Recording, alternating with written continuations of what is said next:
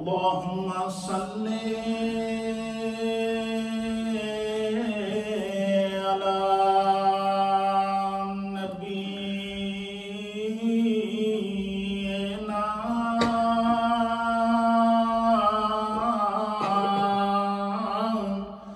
صل على محمد صل على نبينا صل على محمد صل على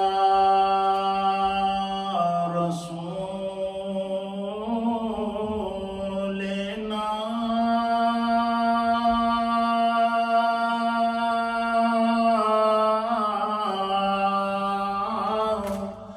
صل على محمد صل على رسولنا صل على محمد صل على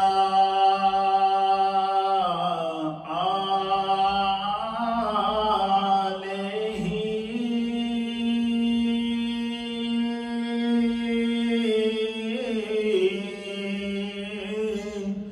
صل على محمد صل على صل على محمد صل على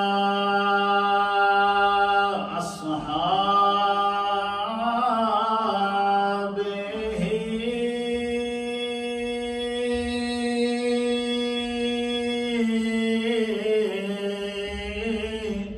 صل على محمد صل على أصحابه صل على محمد لا إله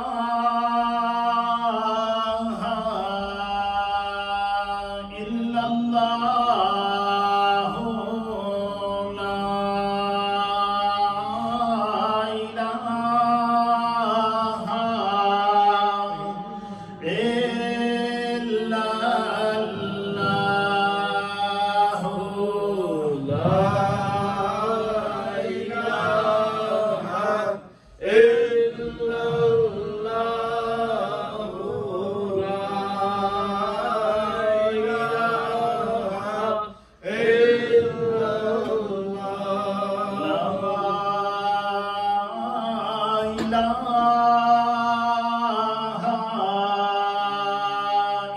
الله لا إله إلا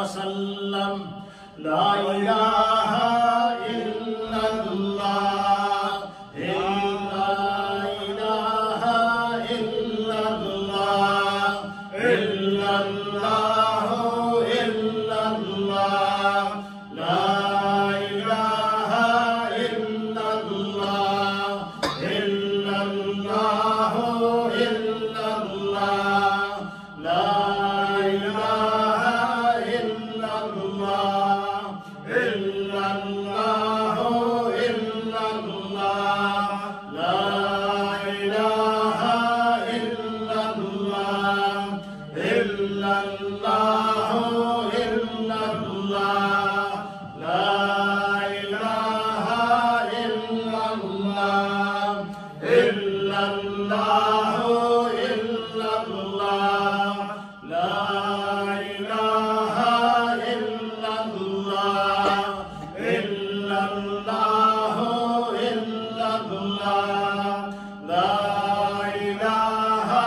إلا الله إلا الله إلا الله لا إله إلا الله إلا الله إلا الله لا إله إلا الله إلا الله إلا الله لا إله إلا الله إلا الله إلا الله لا إله إلا الله إلا الله إلا الله لا إله إلا الله محمد رسول الله صلى الله تعالى عليه وآله وسلم الله الله الله الله الله الله الله الله الله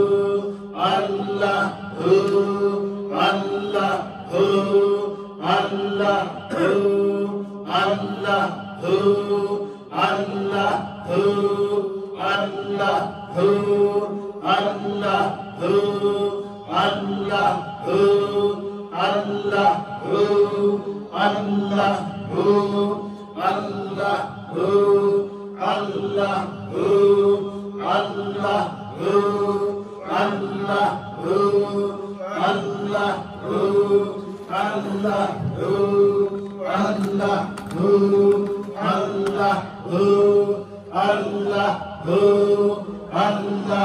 Allah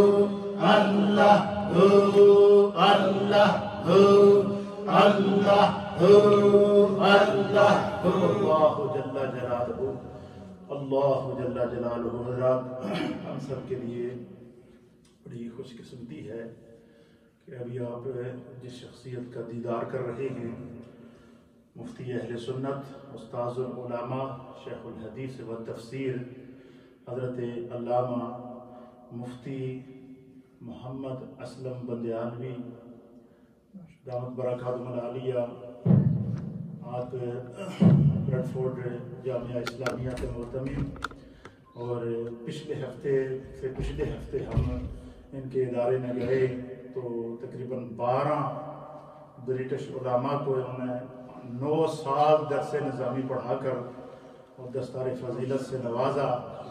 علمی اور روحانی مشن پر صبح سے شام تک بیٹھ کر آپ دین کا کام کرتے ہیں. آج یہاں مفتی صاحب کی تعزیت کے لیے تشریف لائے، سعادت کی بات ہے. تو میں گزارش کروں گا مفتی صاحب سے کہ اصول برکت کے لیے جو ہے وہ چند کلمات ایک حدیث شریف برکت کے لیے پیش فرما دیں.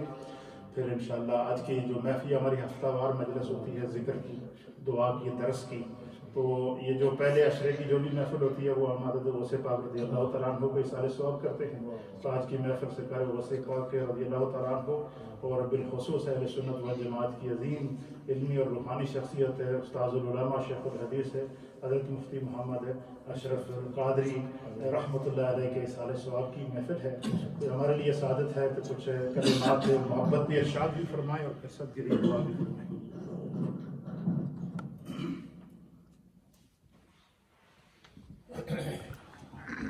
نحمده ونصلي ونسلم على رسوله الكريم وعلى آله الطيبين الطاهرين وأصحابه الهادين المهديين وعلى من تبعهم بإحسان إلى يوم الدين. أما بعد، فقد قال الله تبارك وتعالى في كلامه المجيد والفرقان الحميد: إنما يخشى الله من عباده العلماء. صدق الله مولانا العظيم وبلغنا رسوله النبي الكريم الأمين. قال الله تبارك وتعالى في شأن حبيبه مخبرا وامرا: إن الله وملائكته يصلون على النبي يا أيها الذين آمنوا صلوا عليه وسلموا تسليما. اللهم صل على سيدنا ومولانا محمد وعلى آل سيدنا ومولانا محمد وأصحاب سيدنا ومولانا محمد وبارك وسلم عليه. معزز حاضرین و سامعین کرام، یہ عظیم الشان جامع مسجد مدینہ شریف مولٹن کی بڑی قدیم مسجد شریف ہے، اور کئی علماء کرام اس مسجد شریف کے منبر کی زینت بنے، اور اس وقت جو اس مسجد کے خطیب ذیشان ہیں، یہ اہل سنت و جماعت کی ایک عظیم علمی شخصیت اور عالمی مبلغ اسلام ہے. ان کی تبلیغی مسائل اس کا ایک جہان معترف ہے. ہم نے ان کا وہ دور ٹی وی والا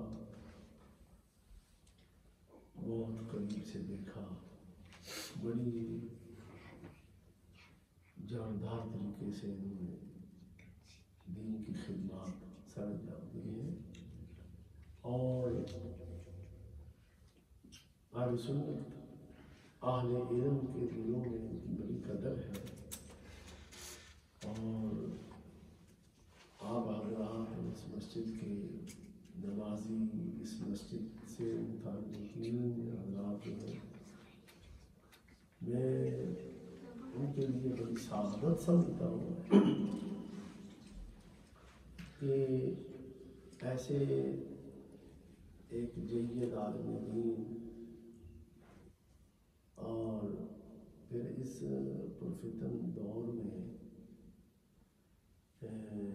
یہ فتنوں کی ہوا اور ایک طوفان برپا ہے.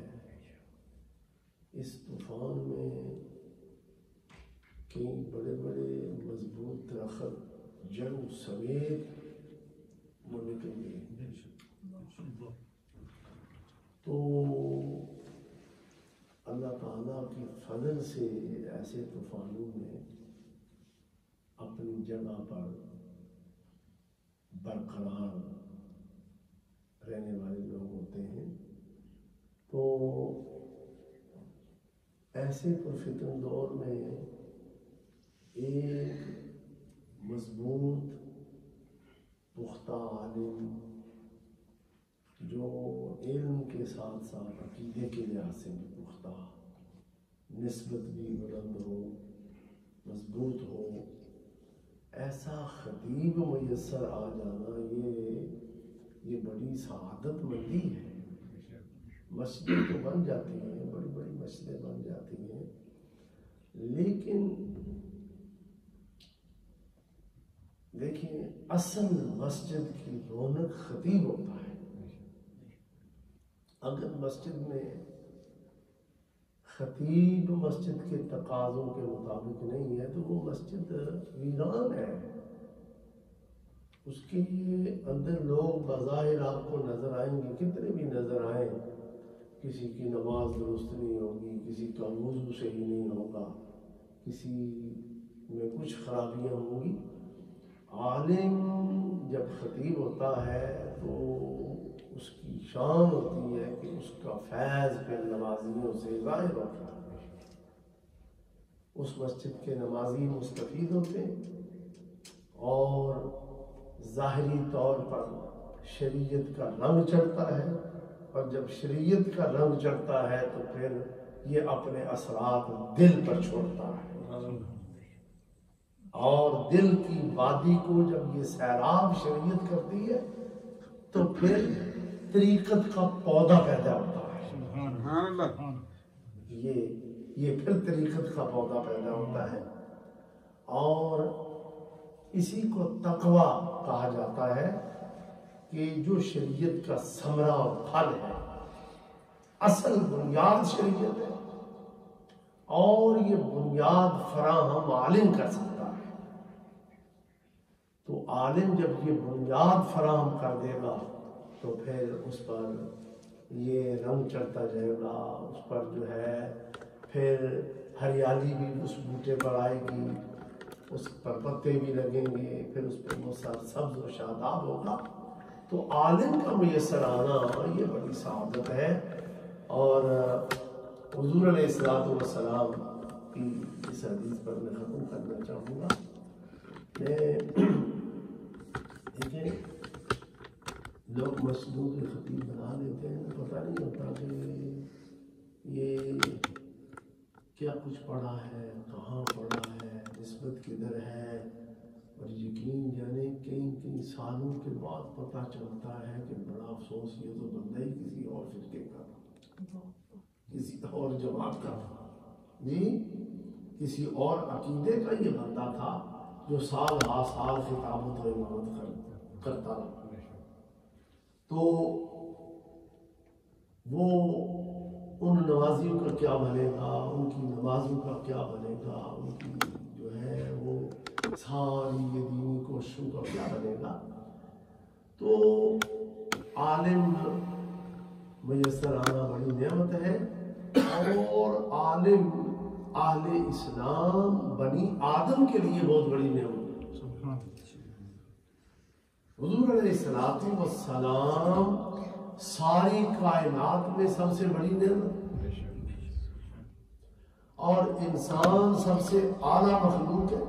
اور اس انسان کے لیے دیکھیں مخلوق کے اندر سب سے بڑی نعمت نبی کریم صلی اللہ علیہ وسلم، اور حضور صلی اللہ علیہ وسلم نے جو امت کو تحفہ عطا فرمایا ہے وہ اپنے ورثاء کا تحفہ، وارثین کا.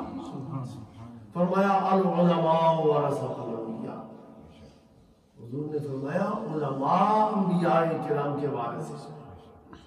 یعنی حضور علیہ الصلوۃ والسلام نے اپنا جائے نشین جنہیں چھوڑا ہے وہ علماء ہیں، علماء ربانیین ہیں. تو اصل چیز علماء ربانیین ہے، اصل طبقہ علماء ربانیین ہے.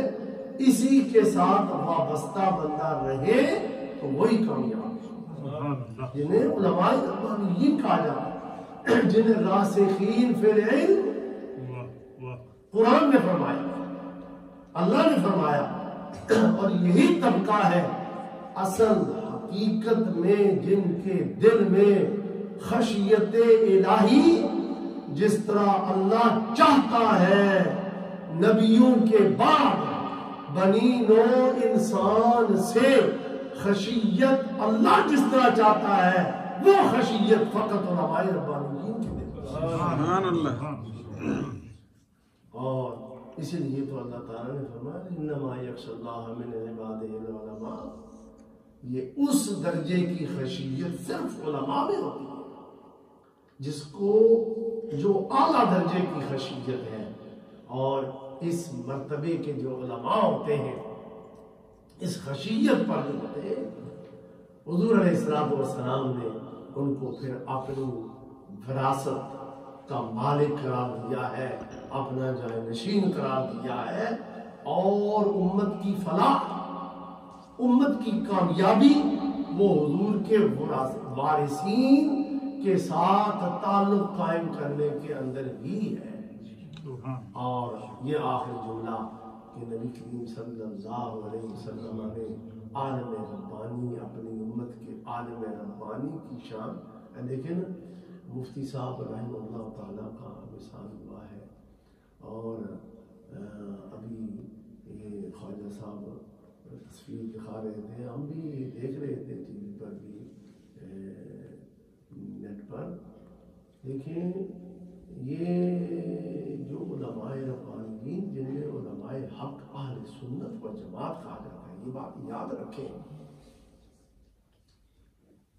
کہ جنہیں علماء حق اور علماء حق کی دوسری تعبیر علماء اہل سنت و جماعت،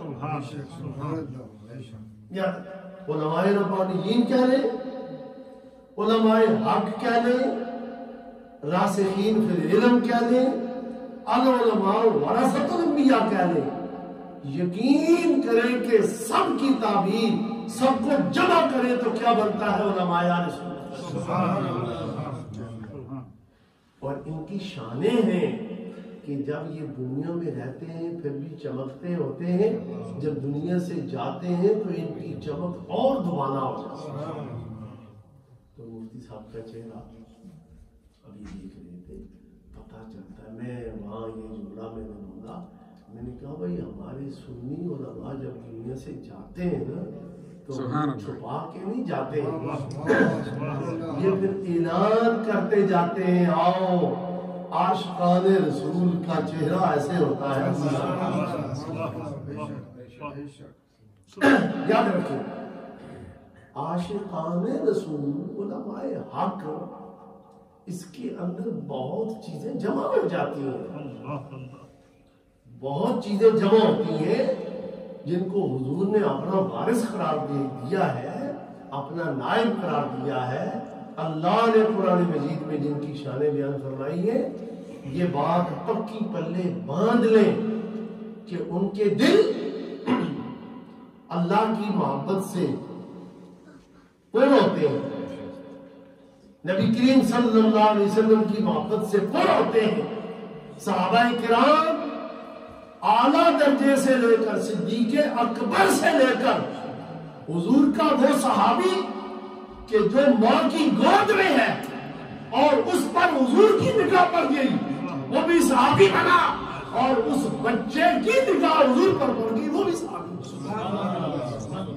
اور پھر اس بچے کی وہیں سے ڈیتھ ہو، یا کسی بندے کی نگاہ سرکار دو عالم صلی اللہ علیہ وسلم پر پڑی، کلمہ پڑا، فوت ہو گیا، کوئی احکام شریعہ نہیں کر سکا، یہ ادنا درجے کا صحابی، یہ سب قابل تعظیم ہے اہل سنت کی۔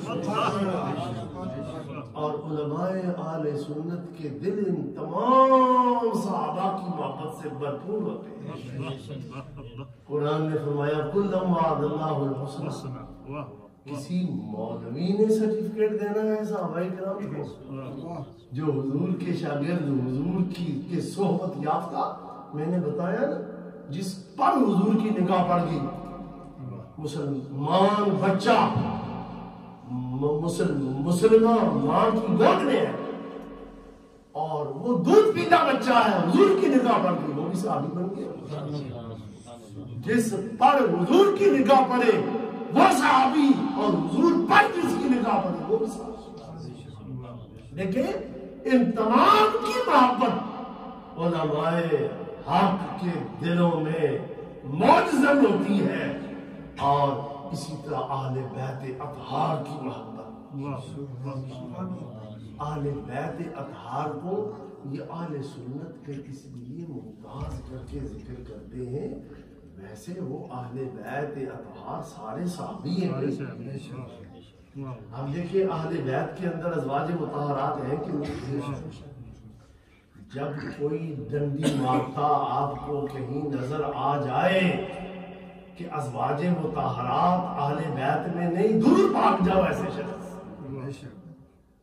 اس سے دور ہو جاؤ، اس میں وہاں سے کچھ نہیں آپ کو ملے گا۔ ازواج مطہرات اہل بیت اطہار وہ نہیں تو پھر اور کون ہے؟ ازواج مطہرات تو اولاً وہ تو پہلے آنے میں اطہار ہیں، اور پھر ازواج مطہرات صحابیات نہیں، کوئی انکار کر سکتا ہے؟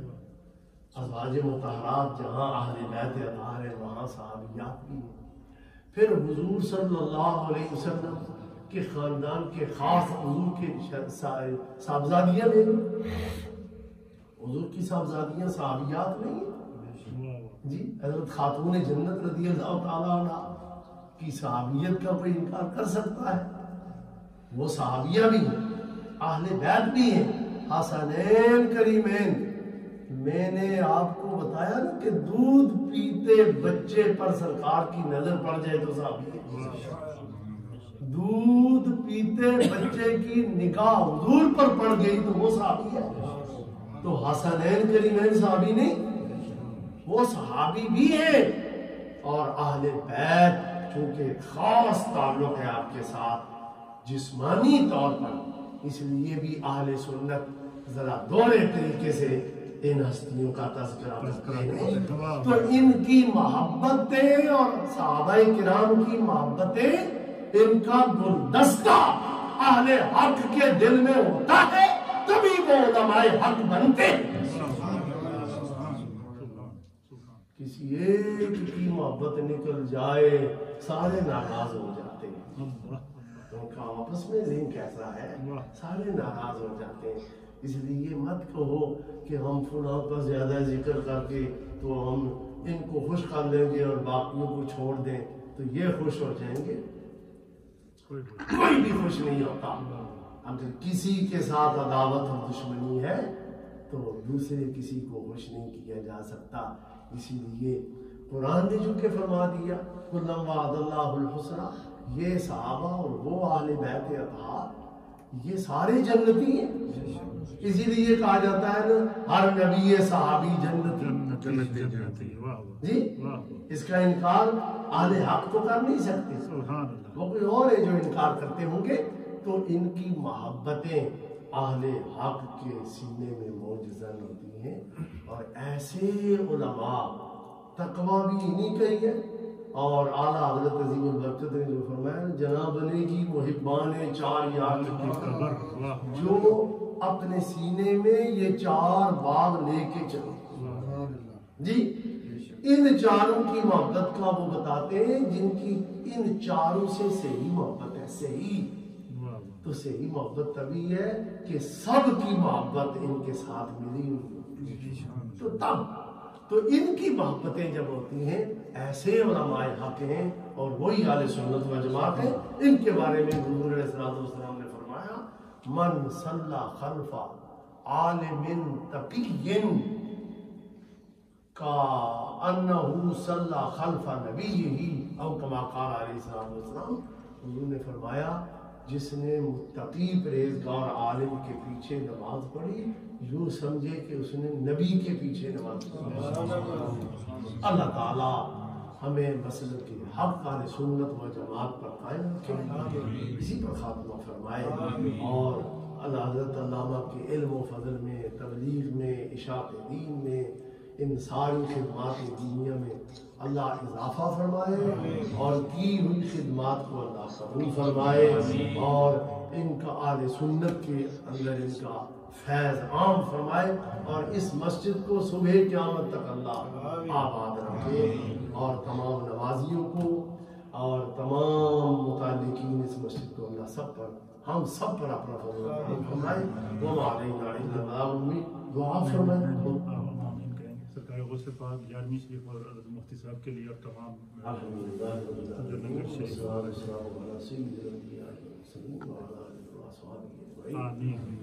اللهم ربنا اغفر لنا ولإخواننا الذين سبقونا بالإيمان ولا تجعل في قلوبنا غلا للذين آمنوا ربنا إنك رؤوف رحيم۔ مولا کریم اس محفل پاک کے تمام نیکیوں کو اور اس وقت کے اندر جو بھی صدقہ و خیرات ہے، جو نیاز ہے، اور جو حضرت کا خطاب ہوا سامعین نے سنا، حاضرین حاضر ہوئے، الہ نبی دلوں سے محبتیں انہوں نے پیش کی، اللہ سب کو اس ذکر اذکار کو نبی کریم صلی اللہ علیہ وسلم کے توسل سے اپنی باتوں میں قبول فرما۔ آمین۔ اس کا ثواب حضور علیہ الصلوۃ والسلام کی بارگاہ میں ہدیہ کرتے ہیں قبول فرما۔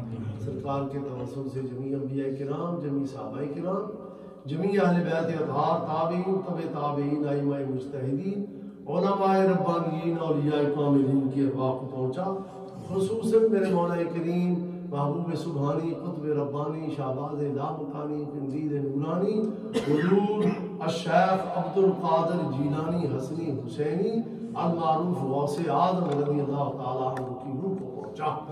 الہ العالمین حضور غوث پاک کے صدقے سے مفتی اعظم پاکستان، شیخ الحدیث والتفسیر، شیخ المشائخ حضرت علامہ مولانا پیر مفتی محمد اشرف القادری رحمہ اللہ تعالیٰ کی روح کو ثواب پہنچا۔ الہ العالمین ان کے درجات بلند فرما، ان کی قبر کو بقائے نور فرما۔ الہ العالمین اس محفل میں ہم جتنے حاضر ہیں جن کے والدین دنیا سے رحلت کر چکے ہیں، اللہ ان کو فردوس اعلیٰ میں فرما۔ الہ العالمین جن کی زندہ ہیں ان کی صحت میں برکت فرما۔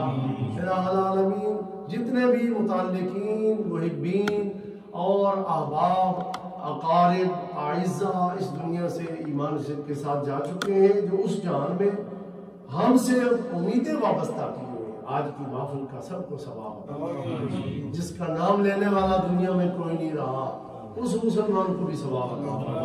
سیدنا آدم علیہ نبینا علیہ الصلوۃ والسلام سے لے کر آج تک جتنے ایمان کے ساتھ گئے سب کو ثواب عطا فرما۔ الہ العالمین اس محفل کو، اس مسجد کو ہمیشہ پربہار رکھو، حضرت علامہ کے علم و فضل میں برکت عطا فرما۔ ہم سب کو قرآن کا فہم، قرآن کی سمجھ عطا فرما، تفقہ فی دین عطا فرما، راسخ فی علم فرما، اور دین پر عمل پیرا ہونے کی توفیق عطا فرما۔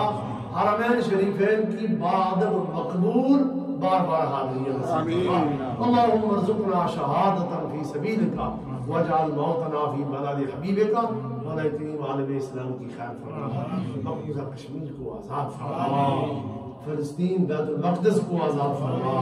الہ العالمین جہاں مسلمان مقبوض ہیں، مظلوم ہیں، غیب سے مدد فرما۔ دیار غیر میں جو مسلمان آباد ہیں ان کے دین کی حفاظت فرما، ان کی آنے والی نسلوں کو دین مصطفیٰ پر قائم فرما۔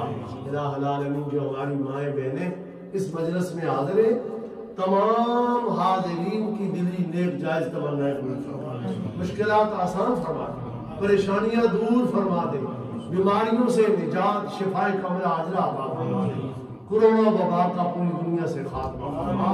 اللہم اشف مرضانا یا شافی الامراض، اللہم اقض حاجاتنا یا قاضی الحاجات۔ الہی بحق بنی فاطمہ کہ برقول ایمان کنم خاتمہ، اگر دعوت رد کنی برقبول ولو دست زامان آل رسول صلی اللہ تعالی علی رسولہ و خیر خلقہ محمد و آلہ وصحبہ اجمعین۔